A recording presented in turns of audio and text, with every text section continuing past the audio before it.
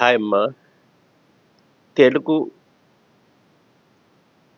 చదవడం, రాయడం వచ్చి ఏబీసీడీలొస్తే ఇంగ్లీష్ ఎలా నేర్చుకోవాలి? ఎంత సులభంగా నేర్చుకోవాలి? ఎంత సరళంగా నేర్చుకోవాలి? ఎలా నేర్పాలనేది మీ తాతకి బాగా వచ్చమ్మా. కాబట్టి మీరు ముందు తెలుగు చదవడం, రాయడం వచ్చు కదా మీకు? ఏబీసీడీలొచ్చు కదా!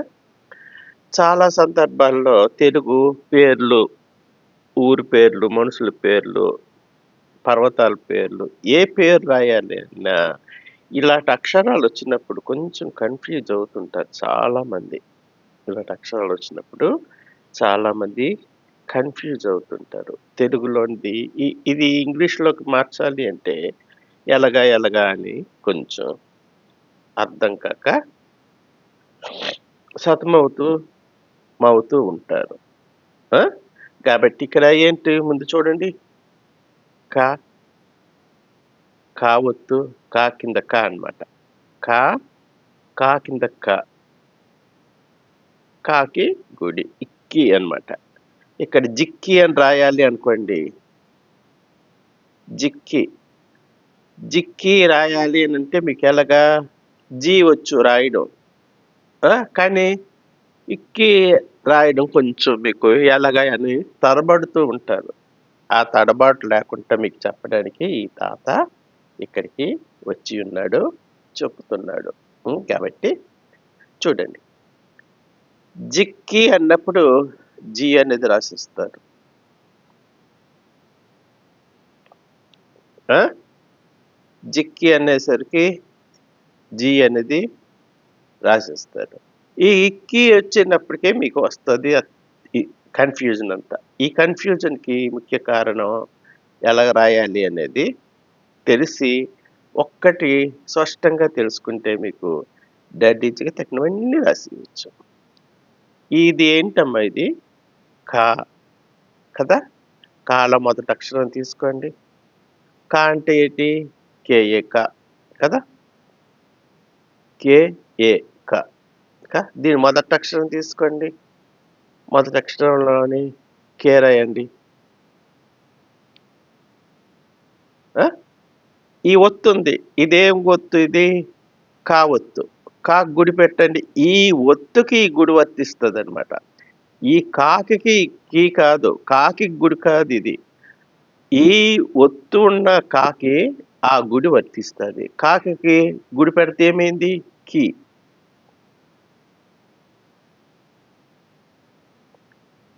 ఈ కాకికి గుడి పెడితే ఏమైంది? కి. అంటే ఒత్తుకి ఈ గుడి పెట్టాలనమాట.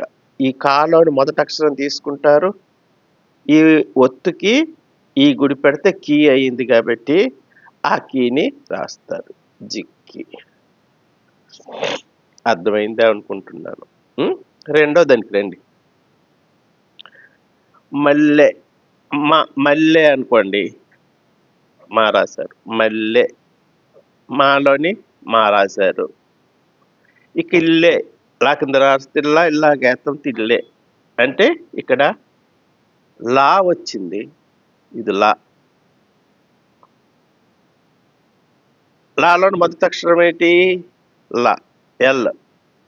మల్లె. లాలోని మొదటి అక్షరం ఏంటి? ఎల్. ఎల్ తీసుకున్నారు. కిందన ఏం గుర్తొచ్చింది? లా గుర్తొచ్చింది. ఈ లా గుర్తుకి ఇది పెట్టాలి. లాకేతమిస్తే లే. అర్థమైందనుకుంటాను. లాకు యాత్మిస్తే లే. అంటే ఈ గుర్తుకే ఇది వర్తిస్తది. అంతేగాని లాకు వర్తించదు. ఈ గుర్తుకి ఇది వర్తిస్తది. లా గుర్తు లాకేతం పెడితే లే. లే ఎలాగా? ఎల్‌ఈ లే.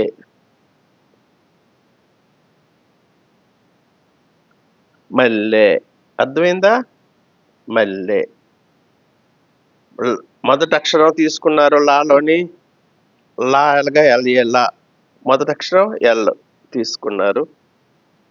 తర్వాత ఏం చేశారు? ఈ లా కిందనేముంది గుర్తు? లా ఒత్తుంది. ఈ లా ఒత్తుకి ఇది వర్తిస్తది. లాకేతమిస్తే లే. లాకేతమిస్తే లేకి ఎలా రాయాలి? ఎల్‌ఈ లే. మల్లె. అర్థమైందే అనుకుంటాను. ఇక్కడికి రండి. ఇక్కడ క్షేమము, క్షేమము, క్షేమము, క్షేమము అనుకుందాం. ఇప్పుడు క్షేకి ఎలా రాయాలి చూడాలి మీరు. ఇది షా గుర్తు, ఇది కా గుర్తు. ఈ గుర్తు మీకు తెలుసు. ఈ గుర్తు దేనికి వర్తిస్తుంది?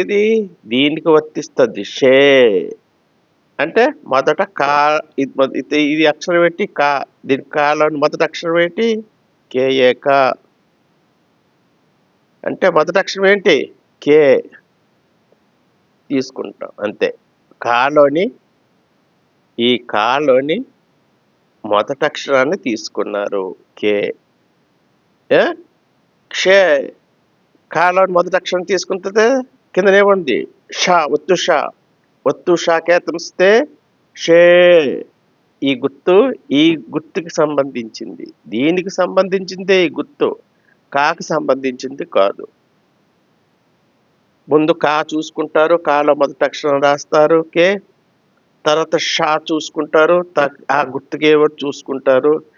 షాకి క్షే, షాకేతో షడ్గం, క్షే. క్షే ఎలాగా? షా ఎలాగా? షా ఎలాగా? ఇది SHA, షా. ఇలా 3 అక్షరాలతో వచ్చినప్పుడు 2 అక్షరాలను తీసుకుంటారు. ఇలాగ 3 అక్షరాలు వస్తాయి. షా అని 2 అక్షరాలు తీశారు. అంటే KSH. ఇదేంటి? క్షే. క్షే, క్షే, కే. కే ఎలుగుతుంది, కేఏ కే. క్షే ఎలుగుద్ది, SHA.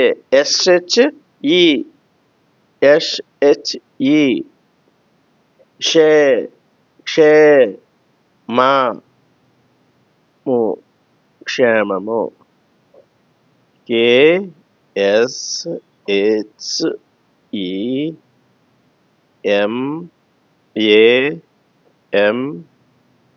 క్షేమము. క్షేమము అర్థమైందా? ఇక్కడ ఒక్కొక్క అక్షరం, ఇక్కడ లాకి మొదటి అక్షరం 2 అక్షరాలు వచ్చాయి కాబట్టి మొదటి అక్షరం తీసుకుంటున్నారు.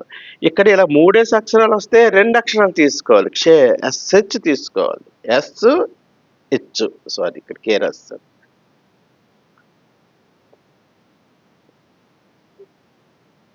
Sorry, correct. తప్పు. కరెక్ట్.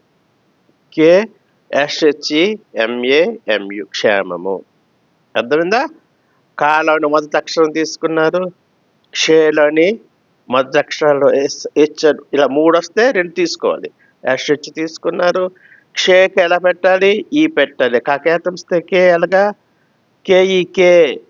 SHE, షే, క్షే. KSHE, క్షే, మా, ము, క్షేమము. అర్థమైంది అనుకుంటాను. ఈ నిడివి ఎక్కువైపోతుంది కాబట్టి బాగా అర్థం చేసుకోండి. 2 అక్షరాలు వస్తే మొదటి అక్షరం రాస్తారు, 3 అక్షరాలు వస్తే 2 అక్షరాలు రాస్తారు. క్షేమము. అర్థమైంది అనుకుంటాను. ఇది బాగా అర్థం చేసుకుంటే మీకు బాగా ఇంగ్లీష్ రాయడం అనేది వచ్చేస్తుంది. తెలుగు ABCDలు వస్తే మీకు ఇంగ్లీష్ రాయడం వచ్చేస్తుంది. ఉంటానే, మరొక వీడియోతో కలుస్తాను.